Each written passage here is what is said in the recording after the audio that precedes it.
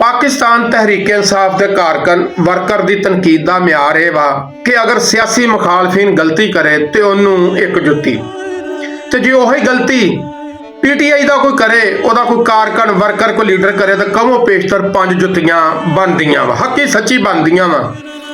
जो सैलाब आया सीगा पीपल पार्टी की फरियाल तालपुर के बंदे ने जनाब सैलाब जदगान दे विच जाके 50-50 रुपये तकसीम किए सीगे तो साढ़े को जिन्नी लिटरेशन हो सकी असी की, सहाफियां भी की, बाहर की दुनिया ने भी की।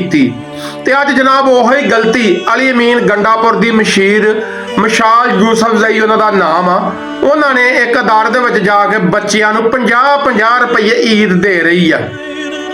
बीबी तेनू लगदा भी वो छतरौल होई ओदी भुल गई सी। अज दस 50 रुपए दे विच कोई खिलौना नहीं आउंदा, 50 रुपए दे विच बोतल नहीं आउंदी पीण लई, 50 रुपए दे विच जूस का डब्बा नहीं आउंदा। ते बीबी इंदा दी गलती नहीं करनी, ये जिहड़ी तू गलती कीती है इहदे उत्ते भी माफ़ी मंग। ते रही गल ये पटवारी नहीं जिहड़ा बर्दाश्त कर लैणगे, ये PTI दे कारकन वर्कर आ। बीबी माफ़ी मंग ला तेनू अगर इज्जत प्यारी आ, वरना छतरौल ते फिर जारी आ।